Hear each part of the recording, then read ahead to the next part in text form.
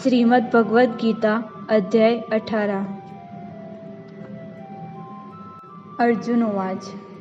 अर्जुन बोले, हे महाबाहो, हे अंतर्यामी, हे वासुदेव, मैं संन्यास और त्याग के तत्व को पृथक पृथक जानना चाहता हूँ। श्री भगवान उवाच। श्री भगवान बोले, कितने ही पंडित जन तो काम्य कर्मों के त्याग को संन्यास समझते हैं तथा दूसरे विचार कुशल पुरुष सब कर्मों के फल के त्याग को त्याग कहते हैं।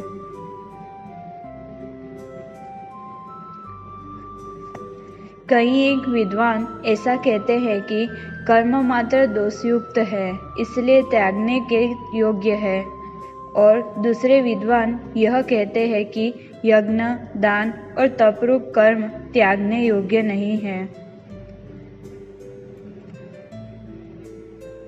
हे पुरुष श्रेष्ठ अर्जुन, संन्यास और त्याग इन दोनों में से पहले त्याग के विषय में तू मेरा निश्चय सुन, क्योंकि त्याग सात्विक, राजस और तामस भेद से 3 प्रकार का कहा गया है।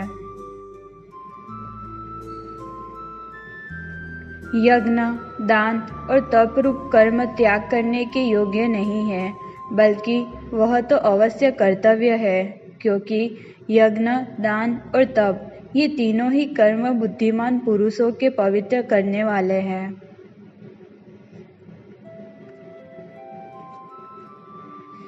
इसलिए हे पार्थ, इन यज्ञ, दान और तपरूप कर्मों को तथा और भी संपूर्ण कर्तव्य कर्मों को आसक्ति और फलों का त्याग करके अवश्य करना चाहिए। यह मेरा निश्चय किया हुआ उत्तम मत है।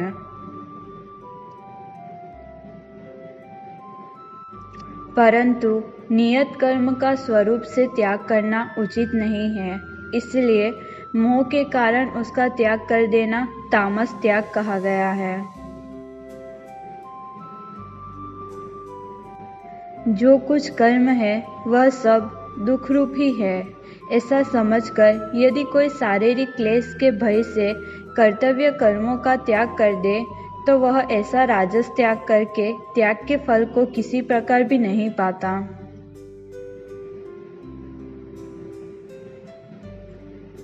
हे अर्जुन, जो शास्त्र विहित कर्म करना कर्तव्य है, इसी भाव से आसक्ति और फल का त्याग करके किया जाता है, वही सात्विक की त्याग माना गया है।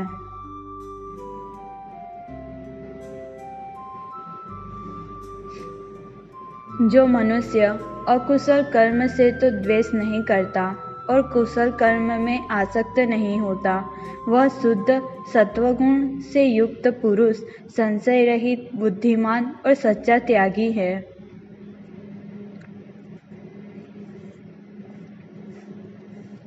क्योंकि शरीरधारी किसी भी मनुष्य द्वारा संपूर्णता से सब कर्मों का त्याग किया जाना शक्य नहीं है, इसलिए जो कर्मफल त्यागी है वही त्यागी है, यह कहा जाता है।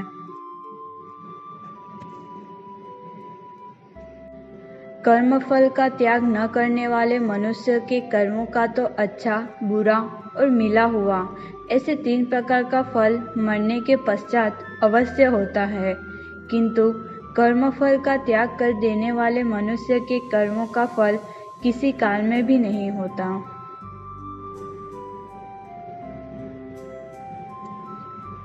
हे महाबाहो, संपूर्ण कर्मों की सिद्धि के ये 5 हेतु कर्मों का अंत करने के लिए उपाय बतलाने वाले सांख्य शास्त्र में कहे गए हैं, उनको तू मुझसे भली भांति जान।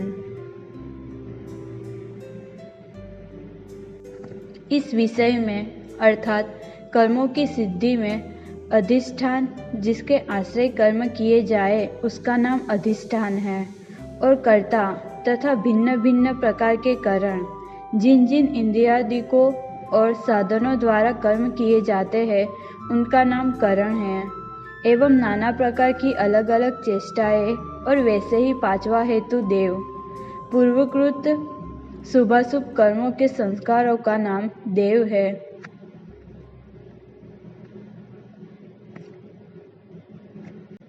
मनुष्य मन, वाणी और शरीर से शास्त्रानुकूल अथवा विपरीत जो कुछ भी कर्म करता है उसके ये पांचों कारण हैं। परंतु ऐसा होने पर भी जो मनुष्य अशुद्ध बुद्धि होने के कारण उस विषय में यानी कर्मों के होने में केवल शुद्ध स्वरूप आत्मा को कर्ता समझता है, वह मलिन बुद्धि वाला अज्ञानी यथार्थ नहीं समझता।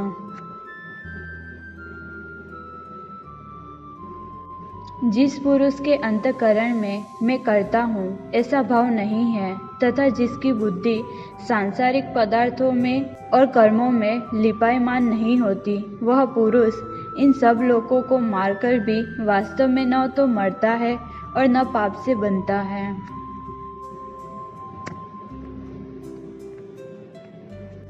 ज्ञाता जानने वाले का नाम ज्ञाता है।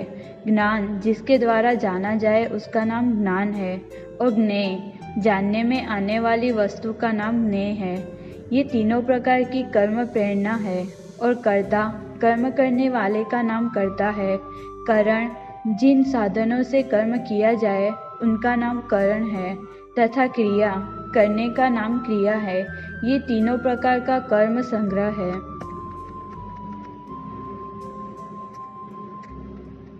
गुणों की संख्या करने वाले शास्त्र में ज्ञान और कर्म तथा कर्ता गुणों के भेद से तीन तीन प्रकार के ही कहे गए हैं। उनका भी तू मुझसे भली भांति सुन।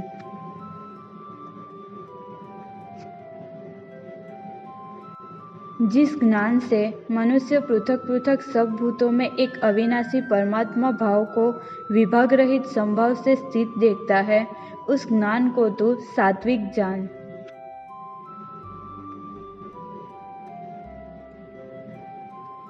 किंतु जो ज्ञान अर्थात जिस ज्ञान के द्वारा मनुष्य संपूर्ण भूतों में भिन्न भिन्न प्रकार के नाना भावों को अलग अलग जानता है, उस ज्ञान को तू राजस जान।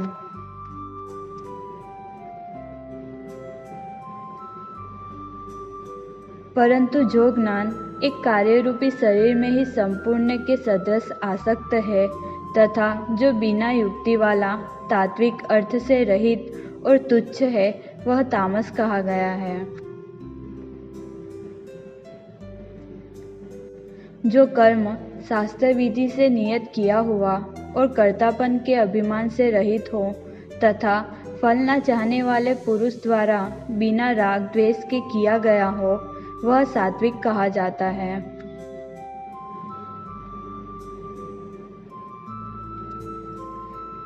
परंतु जो कर्म बहुत परिश्रम से युक्त होता है तथा भोगों को चाहने वाले पुरुष द्वारा या अहंकार युक्त पुरुष द्वारा किया जाता है, वह कर्म राजस कहा गया है।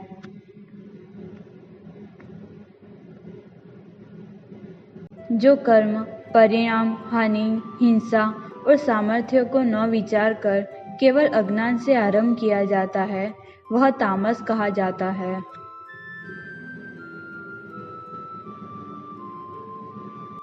जो कर्ता संग रहित अहंकार के वचन न बोलने वाला, धैर्य और उत्साह से युक्त तथा कार्य के सिद्धि होने और न होने में हर्ष, शोकादि विकारों से रहित है, वह सात्विक कहा जाता है।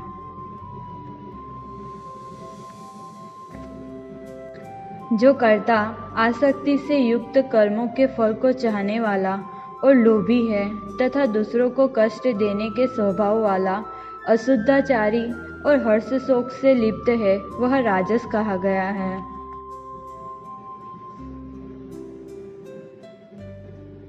जो कर्ता अयुक्त, शिक्षा से रहित, घमंडी, धूर्त और दूसरों की जीविका का नाश करने वाला तथा शोक करने वाला, आलसी और दीर्घसूत्री है, वह तामस कहा जाता है। हे धनंजय, अब तो बुद्धि और धृति का भी गुणों के अनुसार 3 प्रकार का भेद मेरे द्वारा संपूर्णता से विभाग पूर्वक कहा जाने वाला सुन। हे पार्थ, जो बुद्धि प्रवृत्ति मार्ग और निवृत्ति मार्ग को कर्तव्य और अकर्तव्य को, भय और अभय को तथा बंधन और मोक्ष को यथार्थ जानती है, वह बुद्धि सात्विकी है।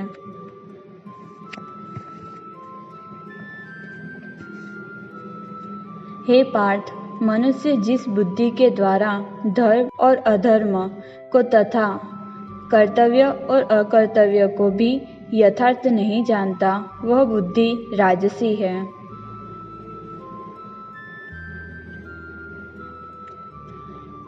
हे अर्जुन, जो तमोगुण से घिरी हुई बुद्धि अधर्म को भी यह धर्म है ऐसा मान लेती है तथा इसी प्रकार अन्य संपूर्ण पदार्थों को भी विपरीत मान लेती है, वह बुद्धि तामसी है।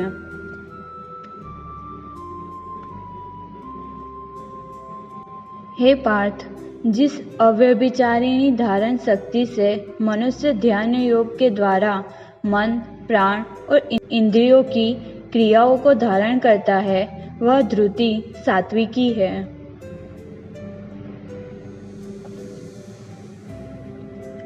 परंतु हे पृथापुत्र अर्जुन, फल की इच्छा वाला मनुष्य जिस धारण शक्ति के द्वारा अत्यंत आसक्ति से धर्म, अर्थ और कामों को धारण करता है, वह धारण शक्ति राजसी है।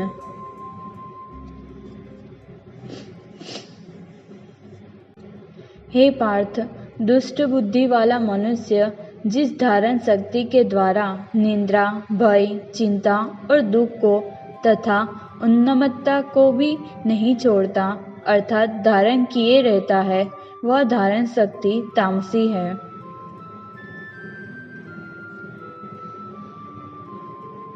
हे भरत श्रेष्ठ, अब 3 प्रकार के सुख को भी तू मुझसे सुन। जिस सुख में साधक मनुष्य भजन, ध्यान और सेवादि के अभ्यास से रमण करता है और जिससे दुखों के अंत को प्राप्त हो जाता है, जो ऐसा सुख है वह आरंभ काल में यद्यपि विष के तुल्य प्रतीत होता है, परंतु परिणाम में अमृत के तुल्य है। इसलिए वह परमात्मा विषयक बुद्धि के प्रसाद से उत्पन्न होने वाला सुख सात्विकी कहा गया है।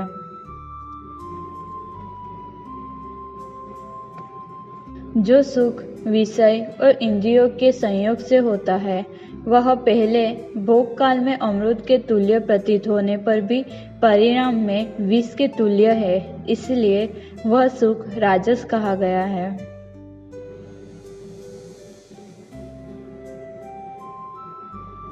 जो सुख भोग काल में तथा परिणाम में भी आत्मा को मोहित करने वाला है, वह निद्रा, आलस्य और प्रमाद से उत्पन्न सुख तामस कहा गया है।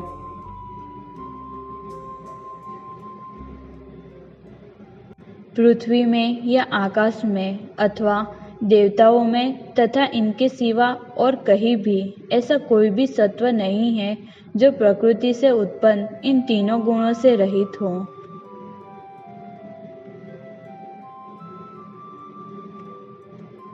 हे परम तप, ब्राह्मण, क्षत्रियों और वैश्यों के तथा शूद्रों के कर्म स्वभाव से उत्पन्न गुणों द्वारा विभक्त किए गए हैं।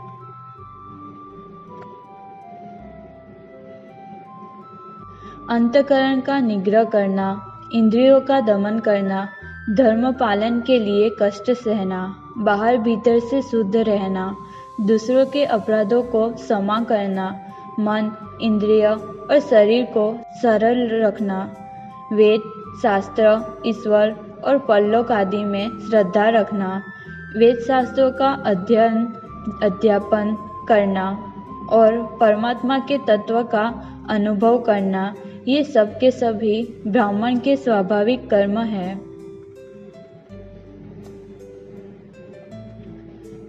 शूरवीरता, तेज, धैर्य, चतुरता और युद्ध में न भागना, दान देना और स्वामी भाव, ये सब के सब ही क्षत्रिय के स्वाभाविक कर्म हैं।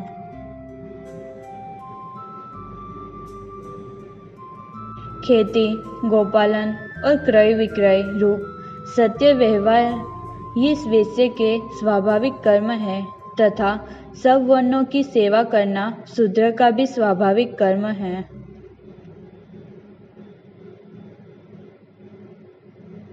अपने अपने स्वाभाविक कर्मों में तत्परता से लगा हुआ मनुष्य भगवत प्राप्ति रूप परम सिद्धि को प्राप्त हो जाता है। अपने स्वाभाविक कर्म में लगा हुआ मनुष्य जिस प्रकार से कर्म करके परम सिद्धि को प्राप्त होता है, उस विधि को तू सुन। जिस परमेश्वर से संपूर्ण प्राणियों की उत्पत्ति हुई है और जिससे यह समस्त जगत व्याप्त है, उस परमेश्वर की अपने स्वाभाविक कर्मों द्वारा पूजा करके मनुष्य परम सिद्धि को प्राप्त हो जाता है।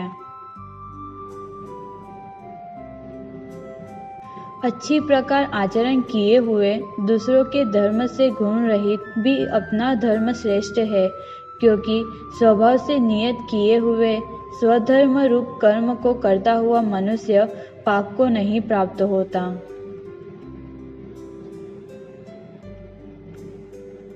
अतएव हे कुंती पुत्र, दोषयुक्त होने पर भी सहज कर्म को नहीं त्यागना चाहिए, क्योंकि धुएं से अग्नि की भांति सभी कर्म किसी न किसी दोष से युक्त है।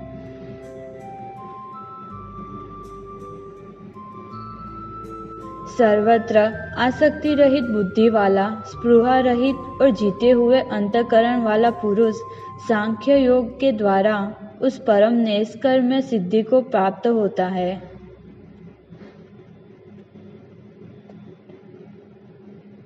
जो कि ज्ञान योग की परानिष्ठा है। उस नैष्कर्म्य सिद्धि को जिस प्रकार से प्राप्त होकर मनुष्य ब्रह्म को प्राप्त होता है, उस प्रकार को हे कुंती पुत्र, तू संक्षेप में ही मुझसे समझ।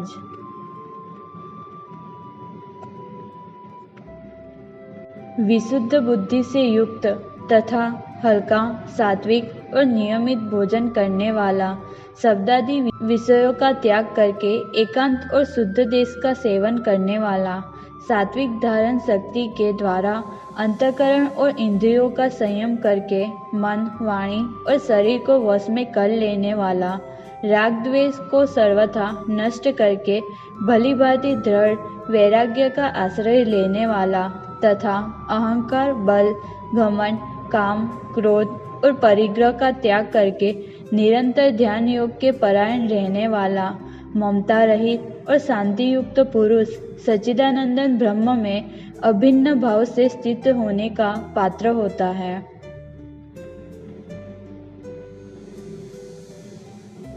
फिर वह सच्चिदानंदन ब्रह्म में एक ही भाव से स्थित प्रसन्न मन वाला योगी न तो किसी के लिए शोक करता है और न किसी की आकांक्षा ही करता है। ऐसा समस्त प्राणियों में संभाव वाला योगी मेरी पराभक्ति को प्राप्त हो जाता है। उस पराभक्ति के द्वारा वह मुझ परमात्मा को मैं जो हूँ और जितना हूँ ठीक वैसा का वैसा तत्व से जान लेता है तथा उस भक्ति से मुझको तत्व से जानकर तत्काल ही मुझ में प्रविष्ट हो जाता है।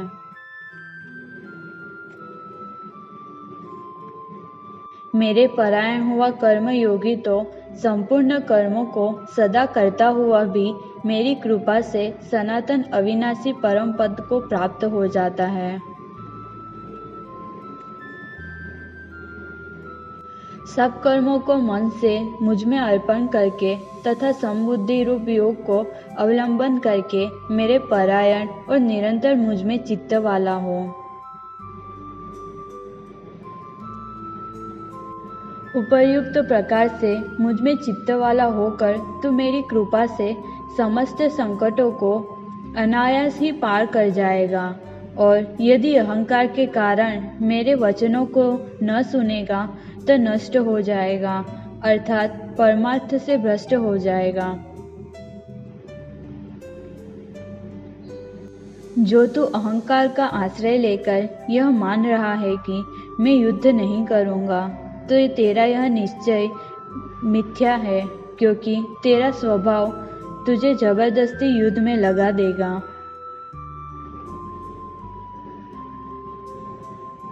हे कुंती पुत्र, जिस कर्म को तू मोह के कारण करना नहीं चाहता, उसको भी अपने पूर्वकृत स्वाभाविक कर्म से बंधा हुआ परवश होकर करेगा।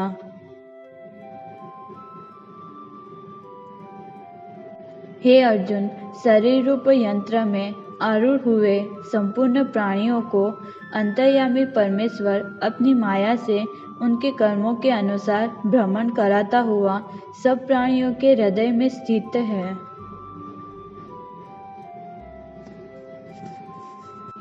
हे भारत, तू सब प्रकार से उस परमेश्वर की ही शरण में जा। उस परमात्मा की कृपा से ही तू परम शांति को तथा सनातन परम धाम को प्राप्त होगा।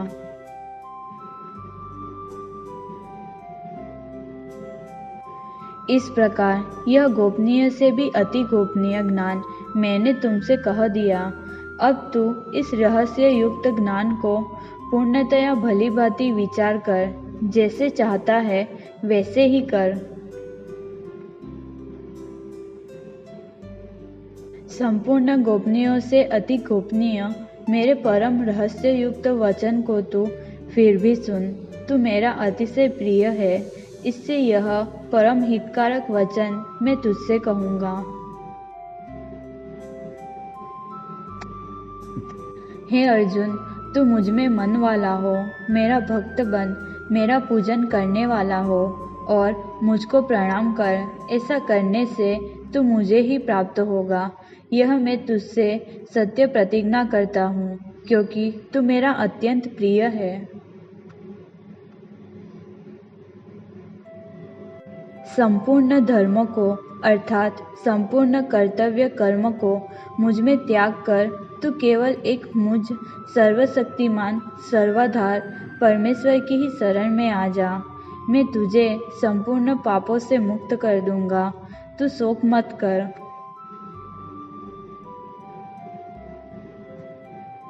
तुझे यह गीत रूप रहस्यमय उपदेश किसी भी काल में न तो तप रहित मनुष्य से कहना चाहिए, न भक्ति रहित से और न बिना सुनने की इच्छा वाले से ही कहना चाहिए, तथा जो मुझ में दोष दृष्टि रखता है उससे तो कभी भी नहीं कहना चाहिए।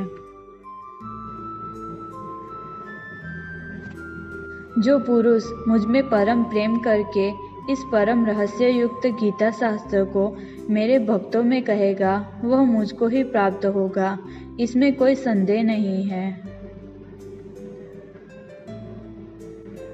उससे बढ़कर मेरा प्रिय कार्य करने वाला मनुष्यों में कोई भी नहीं है, तथा पृथ्वी भर में उससे बढ़कर मेरा प्रिय दूसरा कोई भविष्य में होगा भी नहीं। जो पुरुष इस धर्ममय हम दोनों के संवाद रूप गीता शास्त्र को पढ़ेगा, उसके द्वारा भी मैं ज्ञान यज्ञ से पूजित होऊंगा, ऐसा मेरा मत है। जो मनुष्य श्रद्धा युक्त और दोष दृष्टि से रहित होकर इस गीता शास्त्र का श्रवण भी करेगा, वह भी पापों से मुक्त होकर उत्तम कर्म करने वालों के श्रेष्ठ लोकों को प्राप्त होगा।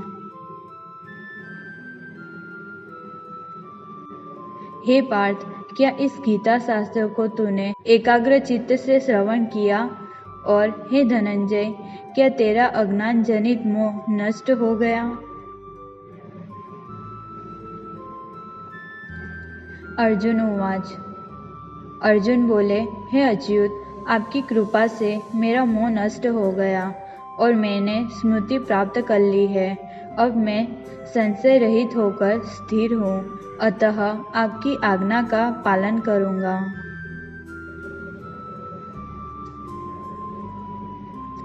संजय उवाच।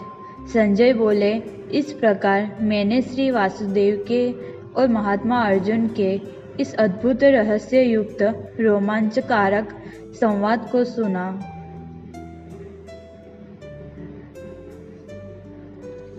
श्री व्यास जी की कृपा से दिव्य दृष्टि पाकर मैंने इस परम गोपनीय योग को अर्जुन के प्रति कहते हुए स्वयं योगेश्वर भगवान श्री कृष्ण से प्रत्यक्ष सुना।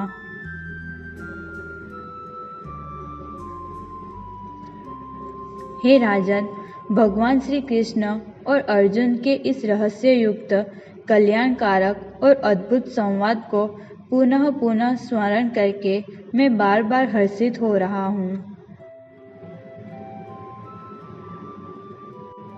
हे राजन, श्री हरि के उस अत्यंत विलक्षण रूप को भी पुनः पुनः स्मरण करके मेरे चित्त में महान आश्चर्य होता है और मैं बार बार हर्षित हो रहा हूँ। हे राजन, जहाँ योगेश्वर भगवान श्री कृष्ण है और जहाँ गांडीव धनुषधारी अर्जुन है, वहीं पर श्री विजय, विभूति और अचल नीति है, ऐसा मेरा मत है।